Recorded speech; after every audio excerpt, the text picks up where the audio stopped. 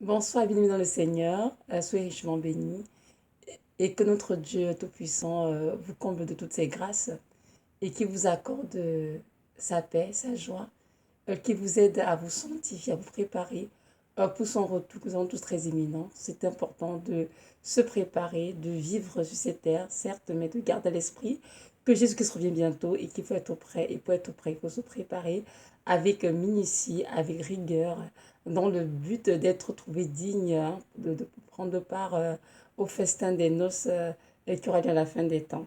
Donc voilà, aujourd'hui nous sommes le 24 octobre 2018 et je viens aujourd'hui vous parler du levain des pharisiens. Donc ceci fera l'objet de cette vidéo, on en parlera, c'est quoi le levain des pharisiens et pourquoi est-ce que le Seigneur nous a demandé de nous méfier de cela. Donc voilà, c'est ça. Nous allons aller directement dans la parole. Le texte se trouve dans Luc chapitre 12, des versets 1 jusqu'à 5. Donc Luc chapitre 12, verset 1 jusqu'à 5, je vais lire. Sur ces entrefaites, les gens s'étant rassemblés par milliers au point de se fouler les uns les autres, Jésus se mit à dire à ses disciples, avant tout, gardez-vous du levain des pharisiens qui est l'hypocrisie. Et il n'y a rien de caché qui ne doive être découvert, ni de secret qui ne doive être connu. C'est pourquoi tout ce que vous aurez dit dans les ténèbres sera entendu dans la lumière, et ce que vous aurez dit à l'oreille dans les chambres sera prêché sur les toits.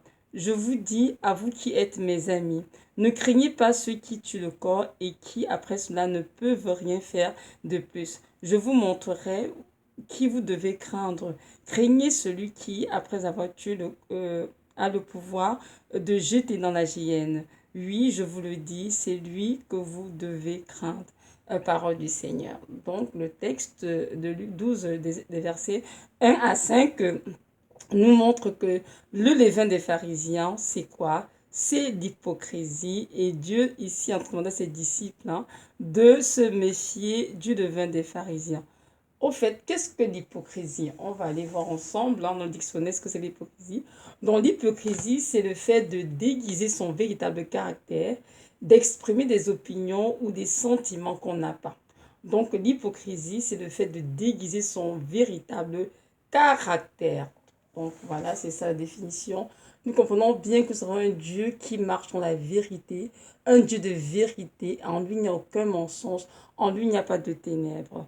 Et en effet, nous savons tous que les pharisiens, lorsque nous avons les évangiles, ce sont des hommes qui avaient l'apparence de piété, mais qui au-dedans étaient vraiment, comment dire, des loups ravisseurs, des personnes qui ne marchaient pas dans l'amour du tout, qui ne pratiquaient pas vraiment la justice de Dieu, mais qui donnaient les apparences vraiment d'être ceux qui sont les plus, comment dirais-je, ancrés dans la loi de Moïse. C'est ceux qui paraissaient pour être des prêtres, ceux qui sont là et qui connaissent la Torah de A à Z, mais au fond, ils ne craignaient pas du tout Dieu. Au contraire, ils étaient bien attachés à leurs coutumes, à leurs traditions humaines, et avec cela, ils avaient mis de côté complètement la parole de Dieu, le sens même de la Torah, de Moïse, en fin de compte, qui n'était rien d'autre que de pratiquer l'amour, la justice envers son prochain. Et aujourd'hui, le Seigneur nous demande encore de nos jours de nous méfier du levain des pharisiens. Pourquoi? Parce qu'aujourd'hui, il y a beaucoup de pharisiens parmi nous, oui, dans le monde, dans le milieu chrétien évidemment. Il y a beaucoup de pharisiens, il y a beaucoup de chrétiens qui sont hypocrites. En fait, l'hypocrisie dans leur vie est rendue, comment dirais-je, une seconde nature en fait. Et ces personnes viennent à l'église, elles vont chanter en avant, prêcher la parole de Dieu, enseigner, faire plein de choses. Mais au fond de leur cœur, ils n'ont pas le Seigneur. Ils ne sont pas dans la sanctification, ni dans l'amour. Ils veulent juste paraître devant les hommes pour être des bons chrétiens, comme on dit. Mais au fond, sont des hommes remplis de péchés. Il est important de savoir que nous ne pouvons rien cacher à Dieu. Même si nous cachons des choses à nos frères et sœurs, ou même à nos familles, peu importe, la vérité c'est que Dieu sait exactement qui nous sommes. Et il faut toujours garder ça à l'esprit parce qu'il y a des chrétiens qui vivent pour se faire voir, pour se faire approuver de tel homme de Dieu, pour se faire approuver de telle domination, pour se faire approuver par tel pasteur, etc. C'est ça qui est important. N'oublions surtout pas qu'à la fin des temps, l'être à qui nous rendre compte, c'est bien le Seigneur Jésus-Christ qui nous a tous créés, qui nous a rachetés au prix de sa vie, de son sang. Donc, c'est pas aux hommes qu'on doit rendre des comptes. Donc, c'est important vraiment de garder cela à l'esprit, de comprendre que l'hypocrisie n'est pas de Dieu. L'hypocrisie est un péché, c'est un esprit évidemment qui agit dans la vie de beaucoup de personnes. Et lorsque les personnes qui sont affectées par cela ne sont pas alertes à être, ne sont pas sensibles au Saint-Esprit pour se rendre compte que non, c'est pas normal que je sois ainsi et aille vraiment vers le Seigneur de l'aide rapidement, ces personnes peuvent se retrouver prises dans cela pendant plusieurs années. Oui, ils sont chrétiens, ils aiment le Seigneur, ils se disent, ils vont à l'église, ils font plein de choses pour le Seigneur, mais en fait, on ne les connaît pas, sont le vrai visage en fait. Ils sont des gens qui portent en fait des masques, dirais-je. Donc c'est ça. Donc notre Dieu ici a demandé à ses disciples en son temps de se méfier du levain des pharisiens et de l'hypocrisie. Et aujourd'hui, il nous adresse la même parole à nous qui sommes chrétiens. Méfions-nous du levain des pharisiens ou bien des chrétiens pharisiens, on peut dire cela, qui est aussi l'hypocrisie. Euh, Comme nous avons dit tout à l'heure dans la définition, pardon, l'hypocrisie, c'est vraiment le fait de déguiser son véritable caractère. Vous voyez? Donc on paraît être A alors qu'en étant on est B. Nous allons lire notre parole qui est toujours dans Luc chapitre 11, hein, verset 38 à 41. Donc, Luc chapitre 11, pardon, verset 37 à 41. Ça dit ceci. Pendant que Jésus parlait, un pharisien le pria de dîner chez lui. Il entra et se mit à table. Le pharisien vit avec étonnement qu'il ne s'était pas lavé avec le repas, avant le repas. Mais le Seigneur lui dit, vous pharisiens, vous nettoyez le dehors de la coupe et du plat, et à l'intérieur vous êtes plein de rapines et de méchanceté. Insensé, celui qui a fait le dehors n'a-t-il pas aussi fait le dedans? Donnez plutôt en aumône ce qui est dedans, et voici toutes choses seront pures pour vous. La parole du Seigneur. Donc ici, notre Dieu a exprimé à ce pharisien qu'il a invité chez lui, c'est quoi en fait l'hypocrisie? Donc, c'est-à-dire, il nettoie à l'extérieur, mais en fait l'intérieur est pourri. Donc, il paraissent devant les êtres humains et comme étant des hommes de Dieu, des prêtres, des sacrificateurs qui aiment la loi, qui pratiquent la loi, qui obéissent au Seigneur, alors qu'au fond d'eux, il y a la haine, la jalousie, l'envie, la méchanceté, bref, toutes sortes de péchés que Jésus-Christ n'approuve certainement pas. Alors, il dit ici que ce serait bien de nettoyer d'abord l'intérieur du plat avant de nettoyer l'extérieur.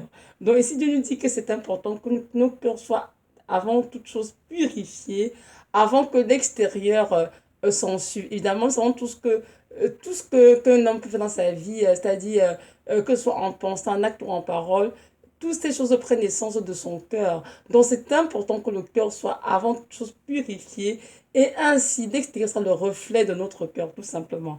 Mais si on se couvre de belles choses au niveau de l'apparence, alors qu'au dans notre cœur, on est pourri. C'est qui est su, quand le Seigneur Jésus-Christ est ici dans Luc 12, Luc 12, pardon, euh, chapitre Luc 12, pardon, verset 2, qui dit ceci. Il n'y a rien de caché qui ne doit être découvert, ni de secret qui ne doit être connu. Donc, peu importe le jeu que tu peux vouloir jouer, c'est-à-dire cacher ce que tu es, au fond, en fait, de vrai toi, c'est sûr qu'un jour ou l'autre, ce sera découvert, c'est certain, à un moment donné.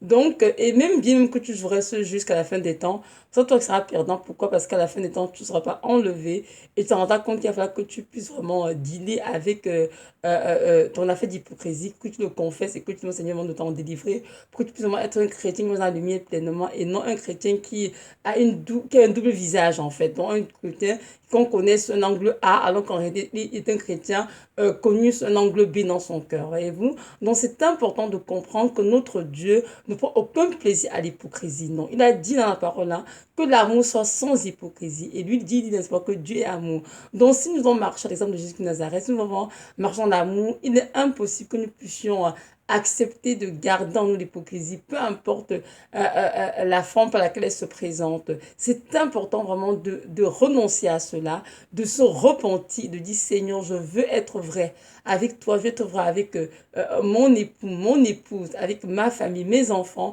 Je veux être vrai avec mon frère, ma soeur, je te ferai le pasteur. Je ne veux pas être un chrétien qui a un visage A à l'église et un visage B à la maison.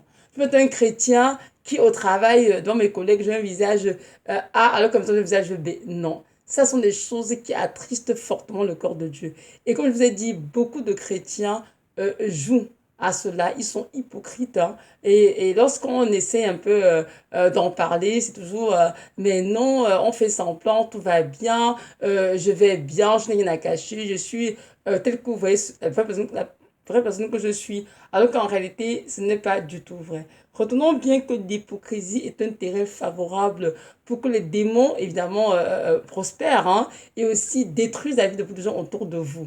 Donc l'hypocrisie, c'est pas quelque chose qu'on peut accepter, car ici, au contraire, lorsque le Saint-Esprit revêt cela, il faut y renoncer rapidement et courir devant le Seigneur pour nous l'aide, pour être délivré rapidement. Et c'est important de comprendre que beaucoup de chrétiens ont tendance à toujours accuser Satan pour tout. Dès qu'ils font quelque chose de mauvais, oh c'est Satan. Oh, dès que je l'ai oh c'est Satan. Moi, je crois que parfois, il y a des choses qui nous arrivent parce que nous avons refusé de ces dieux nous modeler. C'est-à-dire, traiter notre caractère. Parce que c'est vrai qu'il y a des attaques démoniaques, des esprits démoniaques qui agissent dans les vies et qui détruisent les vies, je refuse pas. Mais aussi parfois, c'est vraiment la personne concernée qui a un problème de caractère. Et c'est important de ces dieux redresser nos caractères. N'oublions surtout pas qu'avant de venir à Christ, hein, nous sommes dans le monde, dans des familles, parfois pas chrétiennes du tout. On est vraiment, comment on dirait, l'esprit complètement tordu. On a une façon de voir les choses qui était vraiment contraste à comment Dieu voit les choses.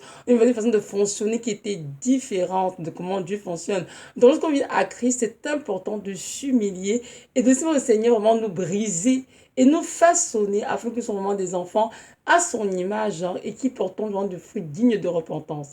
Mais il y a beaucoup de chrétiens qui résistent à ce que Dieu les modèle. Ils résistent au brisement du Saint-Esprit. Ils résistent à ce que Dieu les dépouille des yeux des ténèbres. Alors regardez ça en eux. Et lorsqu'ils sont évidemment dans cet état, ils ont toujours en eux la chair qui confronte beaucoup de choses. Et une fois qu'ils sont séduits par Satan, évidemment, ils tombent le piège rapidement. Donc comprenons bien que c'est une question de caractère. Chaque personne doit se connaître et savoir quels sont mes points faibles, quels sont mes points forts. Et aller dans le téléphone du Seigneur pour dire, Seigneur Jésus, voilà, c'est mon problème. Je me promets avec la jalousie. Je me promets avec peut-être le mensonge. Je me promets avec peut-être la nourriture. Je mange peut-être trop, j'en sais rien. Je me promets avec la colère. Je me promets avec la paresse. Peu importe ce que c'est. C'est important de ne pas essayer de feindre, de faire comme si oh non, il n'y a rien du tout, tout va bien. Parce que ce que tu entretiens en toi et que tu ne veux pas laisser Dieu ôter maintenant, Satan utilise la même chose pour te détruire et te conduire en enfer. Il faut que tu comprennes qu'il faut que tu te réveilles et que tu dis Seigneur, vraiment, donne-moi de me voir tel que tu me vois. Avec toutes mes saletés, tout ce qui est mauvais, je veux voir tout ça, Seigneur. Parce que je désire que tu me purifies, que tu me sanctifies et que tu ôtes de ma vie les ténèbres qui sont en train de régner sur moi. Et tu vas le faire. Mais si tu es quelqu'un qui ne veut pas que Dieu te touche, que Dieu te nettoie, mais que tu passes ton temps à jouer à l'hypocrite, c'est-à-dire chez toi tu es une personne A, dehors tu es une personne B au travail, une personne C à l'église, c'est sûr que c'est un cercle vicieux qui va te détruire, c'est pour ta perte. Et Satan qui a fait ça autour de toi pour t'empêcher de te voir tel que tu es. C'est qui dans Jacques que la parole de Dieu est notre miroir. Donc, lorsqu'on dit la parole de Dieu, quand même de voir en nous des choses qui ne sont pas du Seigneur. Et lorsque ces choses sont repérées, il ne faut pas feindre ou même faire la sourde, comme vous avez entendu. Il faut plutôt se lever et se dire, Seigneur, je veux traiter cette affaire dans ma vie. Je veux, Seigneur, mettre fin à cela. Alors, je viens à toi pour que tu puisses m'aider, Seigneur, que tu me donnes cette grâce d'en être délivré. En plus, lorsqu'on voit l'hypocrisie, en fait, parce qu'on veut paraître devant les hommes, hein, que ce sont les hommes de Dieu, mais dans nos frères en Christ, mais dans nos familles, de cette manière, alors qu'on n'est pas cela en réalité. Mais nous voyons que ce qui compte pour le Seigneur, c'est d'avoir notre cœur. Hein. S'il est pourri, peu importe ce qu'on essaie de faire croire aux hommes, c'est absolument des choses, ça ne sert à rien, je veux dire. Pourquoi? Parce que à la fin des temps, qui va nous juger? C'est pas ces hommes-là de Dieu, c'est pas nos collègues, c'est pas nos employeurs ou bien nos familles. C'est le Seigneur Jésus qui va nous juger avec sa parole. Donc c'est important de garder à l'esprit de vivre en conséquence et de comprendre que c'est l'heure de se nettoyer, c'est l'heure de dire non à l'hypocrisie. Là, dans Luc 12, les versets 4, il a dit ceci, de 4 à 5, je vous dis, à vous qui êtes mes amis, ne craignez pas ceux qui tuent le corps et qui, après cela, ne peuvent rien faire de plus. Voyez-vous, je vous montrerai qui vous devez craindre. Craignez celui qui, après avoir tué, a le pouvoir de jeter dans la géhenne. Oui, je vous le dis, c'est lui que vous devez craindre. Mais c'est ce que je te dire aussi à ses disciples, de craindre plutôt lui, le Seigneur, et non les hommes, tout simplement. Parce que les hommes peuvent tuer, c'est vrai, même une personne humaine, mais les hommes n'ont aucun pouvoir d'envoyer une âme, soit en enfer, soit au paradis. Mais si Jésus-Christ a le pouvoir dans ses mains d'envoyer un homme, soit en enfer, soit au paradis, selon ses œuvres, évidemment. C'est la raison pour laquelle il faut vraiment comprendre qu'on vit ici-bas pour plaire à quelqu'un, pour se faire voir, pour se faire aduler, ou bien être une idole pour qui que ce soit, mais on vit vraiment pour le Seigneur. Et chaque enfant de Dieu doit comprendre cela afin de mettre sa vie en règle et d'arrêter de vivre pour plaire aux hommes, ou bien pour se faire voir, ou bien pour un gain sordide, peu importe ce que c'est. Il faut vraiment arrêter et comprendre qu'on vit pour le Seigneur, parce qu'à la fin des temps, c'est lui qui jugera, et c'est à lui qu'on rendra compte. Et que la parole là, on ne se moque pas de Dieu. Chacun rendra compte pour ses œuvres. Donc, à la fin des temps, si tu as passé ta vie à entraîner l'hypocrisie dans ta vie, évidemment, c'est sûr que tu vas devoir rendre compte pour l'hypocrisie parce qu'il n'y a rien de secret qui ne doivent être connu. Donc, tout sera révélé et malheureusement, pour toi, sera juste que tes œuvres n'ont pas été des œuvres glorieuses devant le Père. Et c'est là que Dieu parle de la hyène, il parle ici non, de l'enfer. Parce que nous comprenons que notre Dieu est un Dieu dans la colère riche en bonté, c'est vrai. Mais ce Dieu aussi est un Dieu saint. Il nous appelait tous saints à être saints. Il a dit, soyez saints car je suis saint. Donc, il n'y a pas de possibilité que ce Dieu tolère quelque part la souillure ou bien des choses abominables. Donc, c'est sûr que tout ce qui est péché, il a cela en horreur. Et un enfant ne peut pas entretenir dans sa vie le péché volontairement, espérant qu'en fin de temps, il sera quand même au paradis du Seigneur. C'est inadmissible, c'est impossible de penser comme cela. Pour notre Dieu, même bien qu'il soit riche en bonté, dans la colère, miséricordieux, compatissant, il était aussi un Dieu juste et équitable. Et c'est la raison pour laquelle, c'est pourquoi à la fin des temps, chacun va recevoir selon ses œuvres, tout simplement. Et il ne pourra faire assumption de personne parce qu'il est un Dieu justement juste et équitable.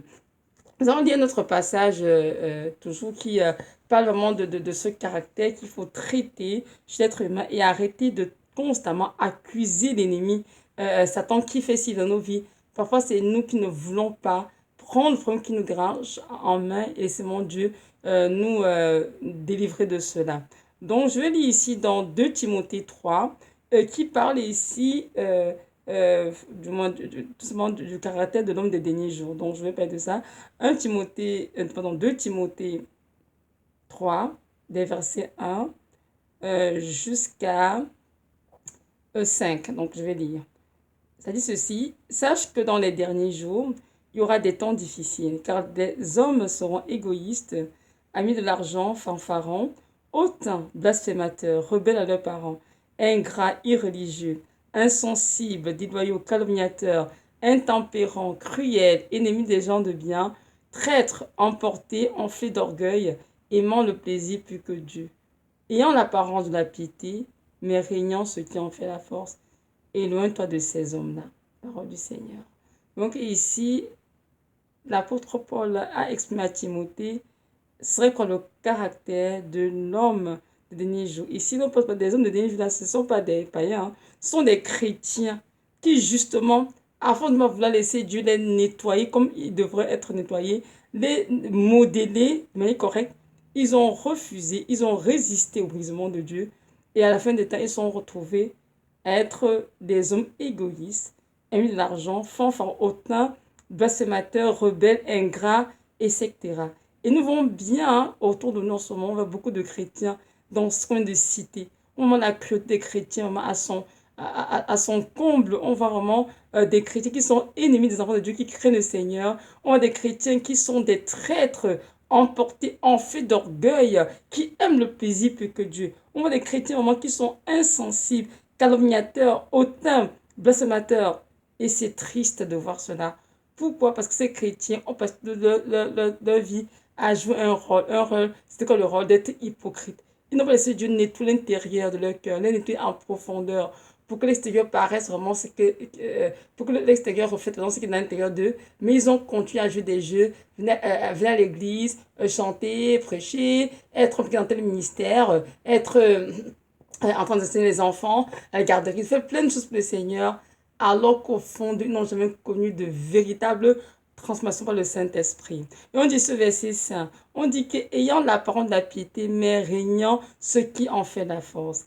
Vous voyez, donc ces hommes ont l'apparence de la piété, comme les pharisiens justement, qui avaient l'apparence de la piété, mais qui reniaient sur la force, c'est-à-dire le Saint-Esprit qui fait la force, c'est-à-dire celui, Jésus-Christ, qui enseigne la parole du Seigneur.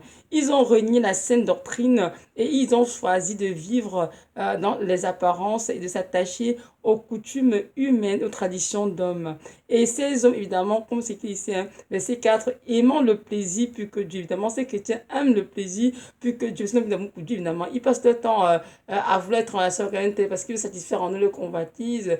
Ils veulent aller prêcher là, ouvrir telle église, il va y avoir plus d'argent, plus de membres, plus de dîmes. En fait, on voit très bien que ce qui est écrit par l'apôtre Paul il y a des mille années en arrière, aujourd'hui, on vit ça clairement. Lui, les hommes sont toujours vraiment amis de l'argent et ils n'ont jamais laissé le Seigneur les transformer. Je vais vraiment te dire, aujourd'hui, toi qui m'écoutes en ce moment, que le Seigneur Jésus-Christ ne t'a pas sauvé pour que tu puisses être en fait d'orgueil, te faire voir ou avoir des positions ici sur terre, mais il t'a sauvé dans le but de te modeler, de te transformer, pour que tu sois vraiment un enfant à son image et que tu puisses l'adorer, l'aimer et le servir. C'est ce qui t'a créé, tout aussi simple que ça. Les choses de ce monde que tu vois devant toi, après lesquelles tu cours dans tous les sens sans repos pour ton âme, ce sont des choses qui sont appelées à disparaître. N'oublions surtout pas que la Bible nous a dit que les choses visibles, hein, elles sont passagères, mais celles qui sont invisibles, qui sont éternelles. Donc notre Dieu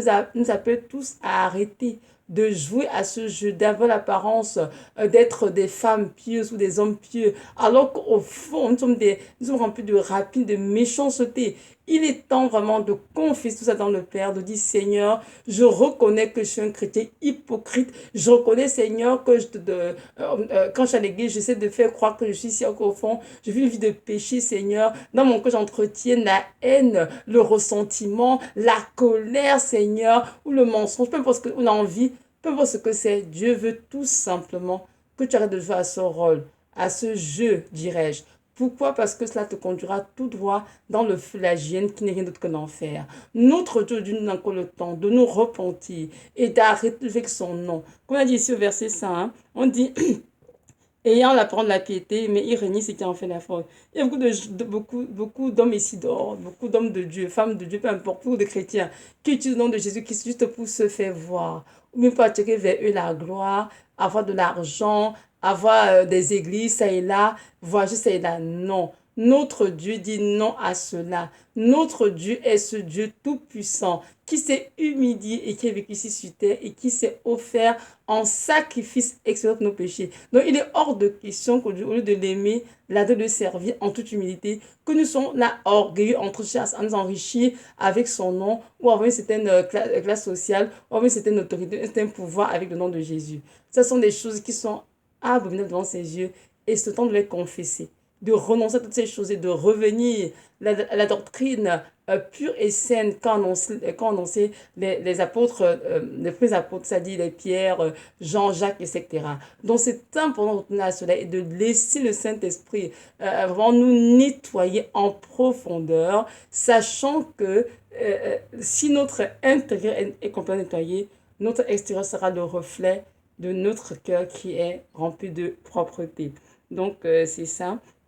J'aimerais juste nous rappeler que notre Dieu revient bientôt et que c'est le temps de jouer avec sa vie, c'est le temps vraiment de s'arrêter, de se remettre en question, de s'évaluer même, je dirais, pour essayer de voir ben, Où est-ce que je suis rendue avec ma vie spirituelle, Seigneur? C'est vrai que je te connais depuis peut-être 15 ans, 20 ans, 2 ans, 3 ans, peu importe le nombre d'années. Mais Seigneur, où est-ce que je suis rendue avec toi? Est-ce que je marche avec toi, Seigneur? Est-ce que c'est mon temps que je suis? Est-ce que ma vie vraiment te plaît? Est-ce que ma vie te glorifie, Seigneur? Est-ce que je porte devant des fruits dignes de repentance, Seigneur? C'est le temps de poser ces questions, Seigneur, parce que c'est le temps de mettre ta vie en règle, justement. Et si tu ne prends pas le temps de faire cela, je crains qu'à l'enlèvement, tu sois très déçu. Parce que tu vas te rendre compte que tu as servi un Dieu en apparence, mais en fait, ton cœur est loin de lui.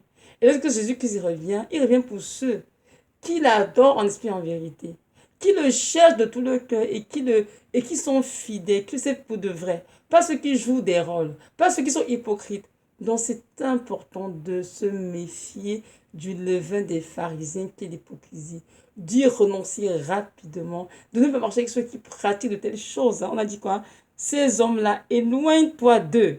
C'est ce que Paul a dit à Timothée. Donc, marcher avec ces personnes qui pratiquent ces choses. Parce qu'en force de marcher avec ces personnes, tu ne finis pas pratiquer l'hypocrisie sans t'en rendre compte. Et je vais vous dire, il y a quelqu'un qui dit, mais non, je m'en fous, Jésus-Christ est en moi, je fais ce que je veux, je ne serai pas contaminé. Ça, c'est très faux, hein, c'est une grande tromperie. Ce qui est la parole du Seigneur, ne vous trompez pas. Les mauvaises compagnies corrompent les bonnes mœurs. Donc ça veut dire quoi? Que si tu vas chez des chrétiens qui sont hypocrites. Ça veut dire quelque part, tu approuves l'hypocrisie. Même si tu ne fais pas verbalement, on dit souvent dans le proverbe, hein, qui ne dit mot consent. Pourquoi tu approuves ce qu'ils font et tu les copies, tu finis par faire exactement ce qu'ils font. Donc c'est le temps d'arrêter de jouer à ce jeu, de te repentir, de dire Seigneur, purifie mon cœur, lave-moi en dedans, nettoie-moi afin que mon apparence soit le reflet exact, le reflet correct de ce qui est dans mon cœur. Donc voilà, donc notre Dieu revient bientôt tout à l'heure et nous devons tous nous affairer maintenant à laver nos robes dans le sang de l'agneau, ou de la repentance. Ça, c'est d'être notre travail principal. Et aussi, le deuxième travail à faire, c'est de continuer de développer notre intimité le Seigneur, passer dans sa présence et aussi, troisièmement, servir le Seigneur. Vraiment, bénir le Seigneur. Je me rends compte qu'il y a beaucoup d'enfants de Dieu qui ne veulent pas servir le Seigneur, qui sont appelés pourtant, qui sont vraiment des luminaires, qui peuvent briller, éclairer plusieurs. Mais ils refusent de comprendre le Seigneur parce qu'ils sont affairés à courir après l'argent, le travail, la carrière, les familles, le luxe, toutes de choses sur cette terre. Mais je vais t'interpeller vraiment, bénir le Seigneur. Laisse tout cela de côté et applique ton cœur à chercher ton Dieu, à obéir à ses commandements et à le servir comme il le voudrait. Qui t'appelle à prêcher, prêche. Qui t'appelle à t'occuper des orphelins, fais-le des vœux, fais-le, peu importe ça quoi il t'appelle. Dis oui à son œuvre. Il peut t'appeler à la prière, intercéder pour que les hommes soient sauvés. Fais-le avec vraiment dévouement. Oui, c'est important. Donc, c'est vraiment cela que je lance comme appel à chacun d'entre nous. Arrêtons de courir après de ce monde. Arrêtons de nous laisser distraire par Satan. Mais appliquons notre cœur à chercher notre Seigneur, à nous conduire vraiment comme des enfants et des chrétiens sensés qui sont conscients que le temps est très court et que Jésus revient bientôt, et vraiment de laisser de côté toutes ces choses qui sont futiles et de nous appliquer à servir le Seigneur. Maintenant, pour toi qui m'écoutes et qui ne connais pas encore le Seigneur qui nous arrête, j'aimerais te dire que ce Dieu est un Dieu puissant, un Père rempli d'amour et de compassion, qui t'a tellement aimé, qu'il a donné sa vie à Golgotha pour toi. Donc je t'encourage à ne pas laisser de côté un si magnifique don, mais vraiment de le recevoir gratuitement. Pourquoi? Parce que le salut est un don gratuit du Seigneur. Alors pour le recevoir, il faut juste te repentir de tes péchés et l'accepter dans ton cœur comme ton sauveur, ton Seigneur. Et je sais que tu ne regretteras pas, car il n'y a que lui qui puisse t'aider à faire le ménage dans ta vie, à te nettoyer, à te purifier, afin que tu sois prêt pour son retour. Donc je t'encourage à faire ce pas de foi aujourd'hui, et je sais qu'il sera très très heureux de t'accueillir et de te compter parmi ses enfants. Donc voilà, c'était ça la vidéo. Merci d'avoir écouté. Que notre Dieu Tout-Puissant nous garde tous à ses pieds, dans sa présence, et nous aide vraiment à fuir tout ce qui est hypocrisie et que nous puissions nous concentrer à l'aimer, à l'adorer et à le servir. Amen.